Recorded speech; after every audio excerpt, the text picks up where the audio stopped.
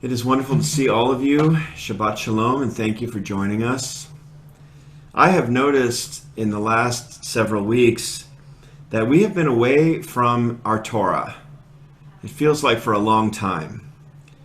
The sages used to teach that we shouldn't go more than 3 days without reading from a scroll because it is life-giving, like water, which we cannot survive without for even 3 days. That's the traditional reason why congregations read from the Torah not only on Saturdays, on Shabbat, but also Mondays and Thursdays in the morning.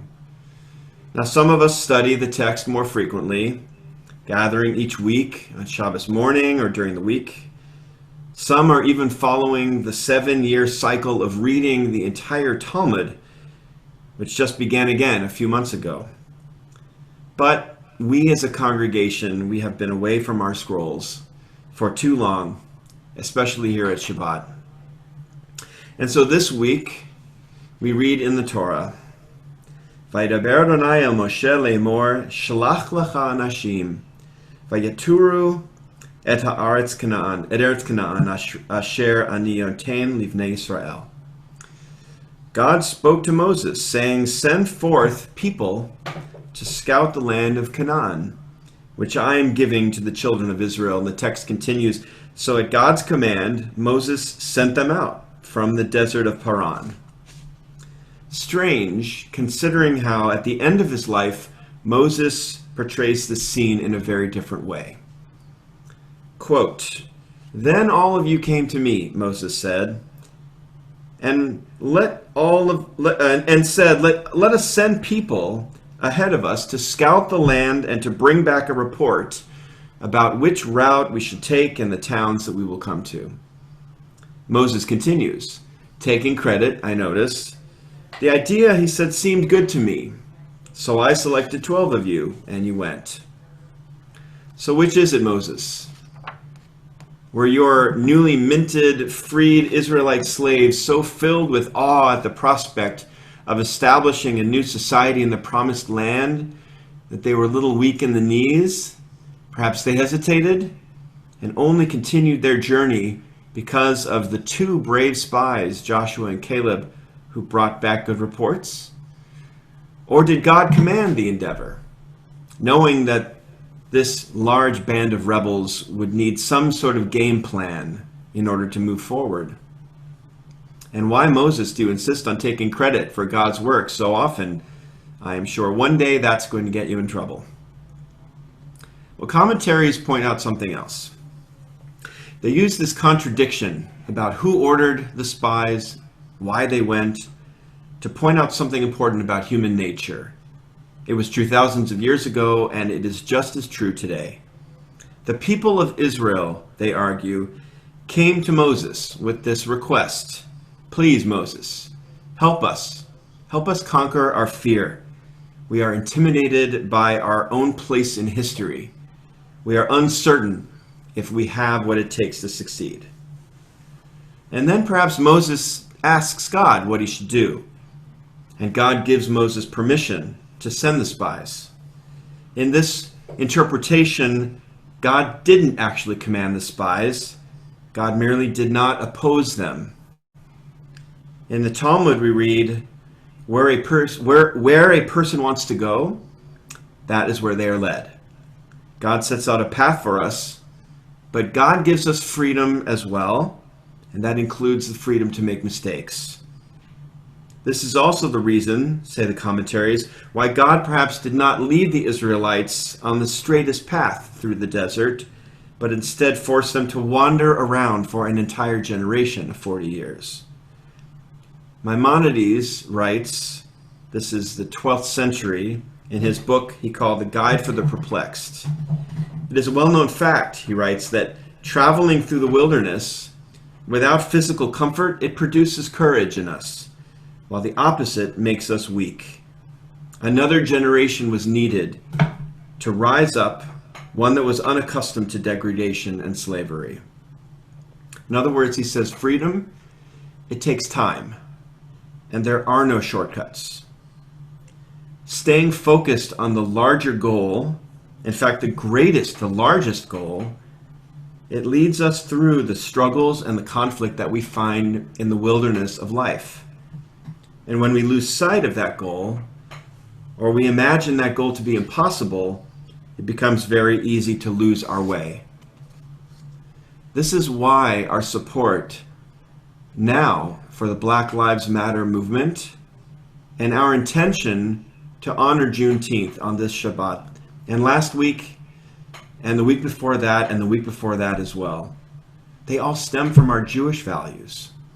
Because the only way to advocate for the rights of the minority Jewish population is if we advocate for the rights of every minority population. Whether we define ourselves and our community by the color of our skin, the countries that our ancestors once called home, or even our gender or sexual identity. The world that we fight for, the world that we work for, is one in which diversity is celebrated. As the Jews walked across the desert, that's what they discussed. It is a world in which hate speech and hate crimes are met with swift justice. That is in the Torah. That is the journey that the Israelites are on. Make no mistake, this is why we even now are still in the desert. We are searching not only for a safe haven for our own people, but we are searching for an entirely different kind of society based on values that we sometimes dismiss as naive. The values of liberty, of kindness, of compassion, of empathy. The ideal, as expressed in Torah, of one law for citizen and stranger alike. A commitment that the Torah shows to mercy as we strive to understand God's grace as taught to us through this sacred text. This is why every year we begin the Passover Seder with the words, "Now we are slaves, next year may we be free." The truth is that not many of us know the bitter taste of slavery, of bias, of degradation, of oppression, as anything other than a slice of horseradish on a very dry cracker. But some of us do. And many people in the world right now cannot leave their homes without carrying those burdens with them every day and in every way. Their journey is our journey. We cross the desert together. I have always loved a single word in this week's Torah portion. In truth, no one knows exactly how to translate it. The text does not actually say that Moses and the Israelites should send spies to the land. Instead, it says, Shlach lecha. It almost could be translated as, send spies to yourself to scout that land which is your inheritance. Shlach lecha is the full name of the Torah portion. It's the full phrase that God commands us. That same phrase appears in the story of Abraham, who leaves his father's home with the words Lech lecha, not only to search out the same promised land, but also to find himself. Go to yourself, Abraham. Go find yourself in the journey. The Israelites slowly make their way from one extreme to another, from the foot of the Pharaoh to the foot of Mount Sinai. And what they discover is that freedom, it lies within. They complain, they argue, they worry about where their next meal is going to come from. Fear is the natural human reaction to the possibility of a journey and of real growth. Anything worth doing is going to be hard to do. And God is asking us to take this journey. God is asking us to grow. God is calling us even now to be the ones who move this world we live in a notch closer to the ideal, to a utopia, to a vision of a world redeemed, towards redemption ourselves.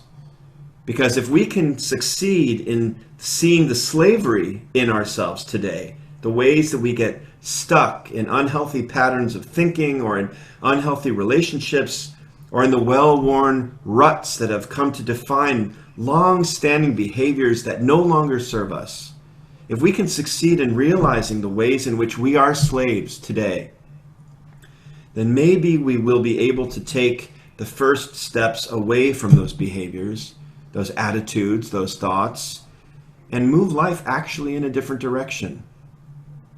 Freedom only comes by taking one step at a time. The truth is, our country even, it's only a couple hundred years old.